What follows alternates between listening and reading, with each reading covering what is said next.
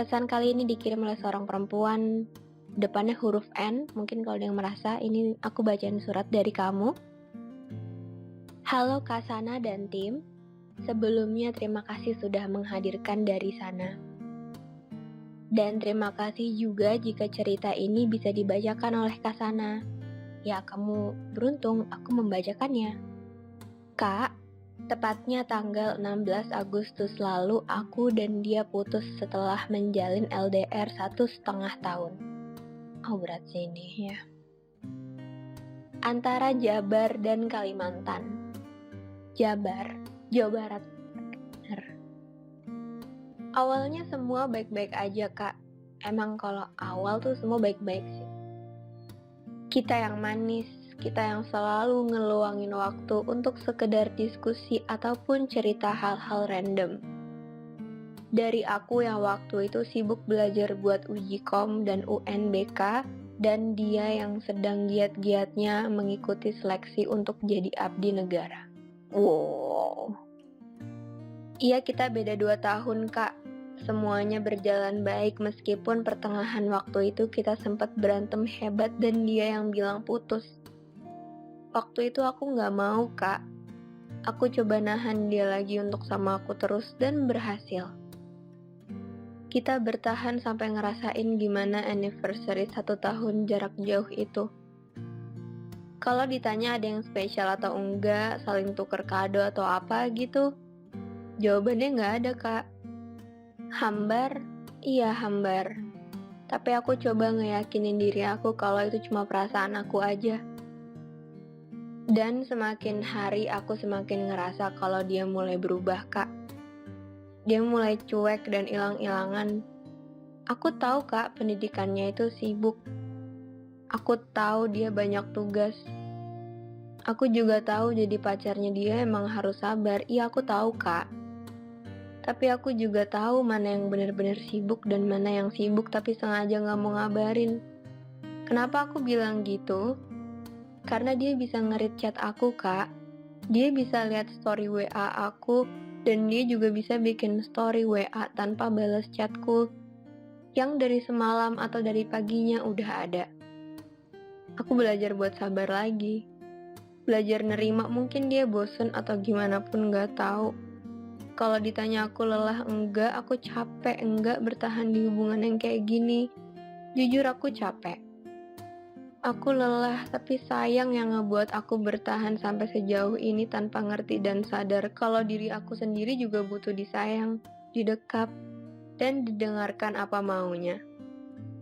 Tiap hari aku uring-uringan, bingung harus milih bertahan atau ngudahin semuanya. Temen-temenku bilang kalau nggak kuat jangan diterusin.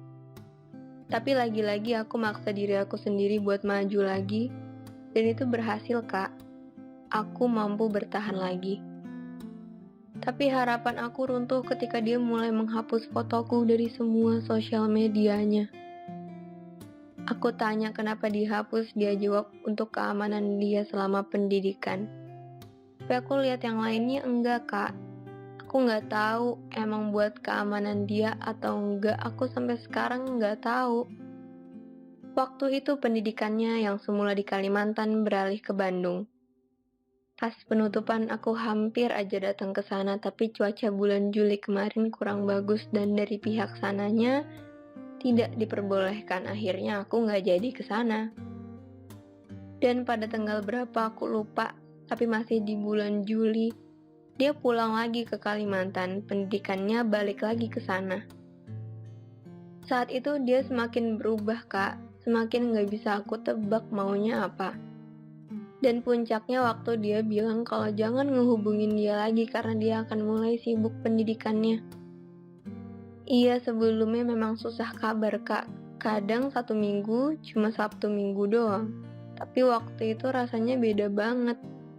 Kayak sebuah pertanda kalau sehabis ini kita akan semakin jauh. Seminggu setelah itu dia gak ada kabar tapi WhatsApp-nya aktif. Buat SW dan lihat SW ku. Oh, SW means story WhatsApp story, oke. Aku sempat ngechat dia dan bilang kangen. Dia respon kayak biasanya, dan setelahnya kita lost contact lagi. Dan puncaknya hari Minggu kemarin tanggal 16 Agustus, dia ngabarin aku, awalnya ngucapin pagi kayak biasanya dan aku bales kayak biasanya juga. Terus tiba-tiba dia bilang kalau dia mau ngomong sesuatu. Aku dari situ feeling kalau mau putus, Kak. Dan ya bener aja dia mutusin aku. Di situ aku nangis. Apalagi dengar alasannya kenapa putus, karena dia mau bebas, Kak. Mau bebas ngelakuin hal apapun katanya. Padahal selama ini aku udah ngebebasin dia. Aku nggak pernah ngelarang dia. Aku tahu dia udah dewasa dan tahu mana yang benar dan mana yang salah. Aku pikir dengan begitu dia akan nyaman, tapi aku salah, Kak. Dia malah mau yang lebih bebas dari itu. Dari situ tangis aku makin kejer. Aku ngerasa duniaku runtuh gitu aja. Masih nggak bisa mikir setelah semua perjuangan aku, kesetiaan aku, semua tulus aku disia-siain begitu aja. Aku sakit, Kak, tapi aku nggak bisa ngapa-ngapain selain ngeiyain egoisnya dia yang mau putus dari aku. Dia sampai mohon-mohon untuk putus. Katanya demi dia, Kak, aku harus iyain ajakan putus dia. Dan ya dengan berat hati aku iyain keputusan dia itu. Sembari berharap kalau ini emang keputusan yang paling terbaik. Setelah itu aku cuma bisa nangis. Nggak tahu harus apa lagi ditambah baru aja 1 hari setelah putus, dia chat sama cewek lain. Aku cemburu, tapi aku sadar aku udah bukan siapa-siapanya lagi. Dia lupain semua mimpi-mimpi kita yang waktu itu janji akan menikmati senja di Banda Neira, Maluku. Atau akan keliling pantai lagi kalau dia pulang ke sini, tapi mana sempat keburu putus, Kak. Hahaha. Dia pasti ketawanya pakai air mata. Namanya Biru, Kak. Itu panggilan sayangku ke dia. Ternyata sama seperti birunya senja nih. Membingungkan dan akhirnya pergi juga.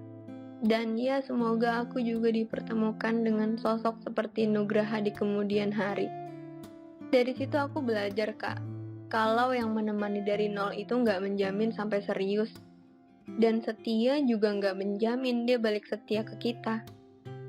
Tapi menurutku soal setia, kita nggak salah kalau mau setia sama seseorang. Jangan ngikutin dia yang nggak setia. Tetap dalam pendirian kita untuk setia sama seseorang. Dan kakak pasti tahu sendiri, kalau Taurus itu, kalau satu, ya satu dan itu benar. Pokoknya kakak benar. Puncak dari rasa mencintai adalah mengikhlaskan. Dan aku sedang belajar mengikhlaskannya. Doain ya Kak, semoga aku bisa mengikhlaskan Biru. Sebelum aku tutup, aku mau nitip salam buat Biru. Kali aja dia tahu dan denger ini. Halo Biru, ini Senja. Aku berharap kamu bahagia dan bisa mewujudkan mimpi-mimpimu. Semoga kamu baik-baik saja dan dalam lindungan Allah. Makasih Kak Sana dan tim. Maaf panjang sekali ternyata. Terima kasih Kak. Semoga selalu bahagia dan sehat juga. LDR. Aku udah kapok sama yang namanya LDR. Aku pernah LDR berapa tahun ya? Kalau jelasnya sih 3 tahun. 3 tahun LDR. Terus lost contact 2 tahun. Balik lagi 3 tahun. Deket lagi. Terus akhirnya sekarang semua selesai. Aku pribadi memulai LDR itu memang dengan situasi karakterku yang masih kekanak-kanakan, manja. Ditambah lagi dengan perbedaan waktu. Aku malam, dia pagi. Aku pagi, dia malam. Untuk berkomunikasi susah, walaupun awal-awalnya memang semua baik-baik aja. LDR tuh di awal tuh penuh dengan semangat, penuh dengan harapan, keyakinan, sampai akhirnya kita harus mengalah sama yang namanya jarak. Aku nggak kuat, dia nggak kuat, dan akhirnya mungkin memang kita harus memaafkan jarak ini untuk akhirnya menemukan tujuan kita masing-masing, dan kata kita sebenarnya nggak bisa untuk jadi tempat pulang ke rumah gitu. Makanya aku sama dia memutuskan untuk menyudahi jarak ini dengan cara pisah. Dan aku pribadi, aku tahu banget rasanya berharap dalam sebuah hubungan LDR karena sebenarnya semua baik-baik aja gitu. Semua baik-baik aja, nggak ada masalah. Cuman komunikasi dan rasa rindu aja tuh udah bisa jadi berantem gitu, kayak kangen tapi nggak bisa ketemu. Ya perkara jarak tuh emang susah. Kalau ada hal lain yang harus kita coba usahakan, oke deh ayo. Tapi kalau udah namanya jarak, aku nyerah duluan karena hal yang jauh itu buat sebagian orang nggak bisa berubah tiba-tiba jadi dekat begitu aja, tuh nggak bisa. Mungkin banyak dari mereka juga yang berhasil LDR karena aku pernah bilang kalau pondasinya saling percaya dan saling jujur tuh mau bangun apa juga kokoh. Dan waktu itu dia nggak bisa saling jujur sama aku dan Taurus paling benci sama tukang bohong. Jadi kita pisah.